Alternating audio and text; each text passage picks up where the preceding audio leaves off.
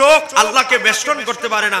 এই দিয়ে বুঝাতে চাচ্ছে যে মা আয়েশা সিদ্দিকা বলেছে নবী মেরাজে রাতে আল্লাহকে দেখে নাই। ও বাবা, এই হাদিসকে আমরাও এই হাদিস পড়েছি, এই হাদিস আমরা পড়ি না এমন নয়। এই হাদিসের ব্যাখ্যা জগৎ বিখ্যাত ইমামরা 1000 বছর আগে দিয়ে দিয়েছেন। জোরে কোন মারহাবা। কিতাবের নাম আশ-শিফা, লিখেছেন ইমাম কাজী আইয়াজ রাদিয়াল্লাহু তাআলা আনহু। এই শিফা কিতাব এত গুরুত্বপূর্ণ একটা কিতাব। শিফা শরীফ এত সুন্দর একটা কিতাব। কেমন কিতাব জানেন? এই শিফা শরীফ লেখার পরে ওনার যখন ইন্তেকাল হলো, শিফা শরীফ এমন মকবুল হয়েছে নবীর দরবারে। ইমাম কাজী আইয়াজের শাহজাদা ইমাম কাজী আইয়াজের শত শত ছাত্র স্বপ্নে দেখতেছে দুইটা চেয়ার, একটা চেয়ারের মধ্যে আমার নবী বসা আর আরেকটা চেয়ারের মধ্যে হযরতে কাজী আইয়াজ রাহমাতুল্লাহ আলাইহি বসা। আমার নবী কাজী আইয়াজের চেহারার দিকে তাকায় তাকায় হাসতেছে। চিৎকার দিয়ে বলেন আল্লাহু আকবার। এটা এমন মকবুল কিতাব আশ-শিফা। সেই আশ-শিফা কিতাবের মধ্যে আহলে সুন্নাত ওয়াল জামাতের আকাইদের ইমাম আবুল হাসান আশআরী রাহমাতুল্লাহ আলাইহির বরাত টেনে উত্তর দিয়েছেন ইমাম কাজী আইয়াজ যে মা আয়েশা সিদ্দিকা রাদিয়াল্লাহু তাআলা আনহার হাদিসকে আমরা গ্রহণ করব না। কয় কেন? মেরাজ হয়েছে মক্কা জীবনে। নবীর যখন মেরাজ হয় তখন মা আয়েশা সিদ্দিকার বয়স ছিল মাত্র 5। তখন কয় বছর? তো মেরাজের ওয়াকিয়া, মেরাজের যে ওয়াজ, মেরাজ থেকে আসার পরে যে হাদিসগুলো আমার নবী মেরাজ সম্পর্কে বলেছে, মা আয়েশা সিদ্দিকা তখন এগুলো শুনেই নাই, জানেই না। তো মেরাজ যেই তো মক্কা জীবনে হয়েছে, তো মেরাজ মক্কা জীবনের যারা নবীর সাহাবী তারা কি বলেছে আমরা গ্রহণ করব তাদের মত। চিৎকার দিয়ে বলেন আল্লাহু আকবার।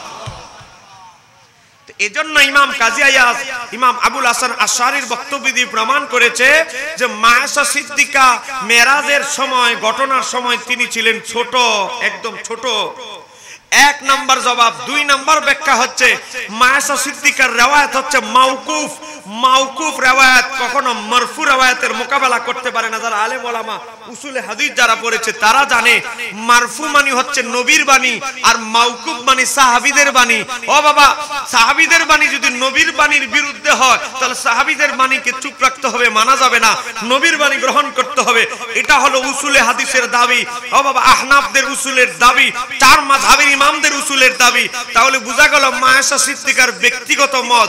এখানে মা আয়েশা সিদ্দিকা একটা কিয়াস করেছে, যুক্তি দিয়েছে। সেটা হচ্ছে কি, দুনিয়ার জীবনে আমার আল্লাহকে কেউ পরিবেষ্টন করতে সক্ষম নয়। ও বাবা, আমার আল্লাহ স্থান কালের ঊর্ধ্বে।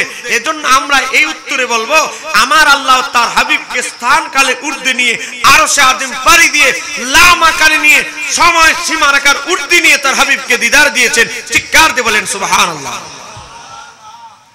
ইমাম আল্লামা আব্দুর রাউফ মানাবী রাহমাতুল্লাহ আলাইহি একটা কিতাব আছে। সেই কিতাবটার নাম হচ্ছে ফয়জুল কাদির শরহে জামিউস সগীর। সেই কিতাবের মধ্যে আল্লামা মানাবী রাহমাতুল্লাহ আলাইহি লিখতেছেন যে জমহুর সাহাবায়ে কেরামদের মত হচ্ছে নবী আমার আল্লাহকে দেখেছে। জোরে কোন সুবহানাল্লাহ। তাহলে জমহুরদের উপরে হয় ফতোয়া, বিচ্ছিন্ন 2 জনের মত দিয়ে ফতোয়া হয় না। নবীর একজন সাহাবী নাম হলো হযরতে আনাস। নাম শুনছেন আপনারা? হযরতে আনাস রাদিয়াল্লাহু তাআলা এর টাইটেল হচ্ছে খাদিমুর রাসূল, রাসূলের খাদেম।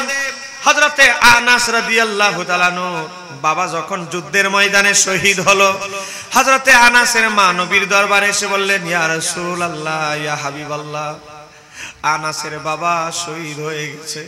আনাসকে লালন পালন করার মতো এখন কেউ নাই। আমি চাই আনাসের মা হয়ে আমি চাই আপনি আনাসকে আপনার খাদেম হিসাবে কবুল করেন। জোরে বলেন না সুবহানাল্লাহ।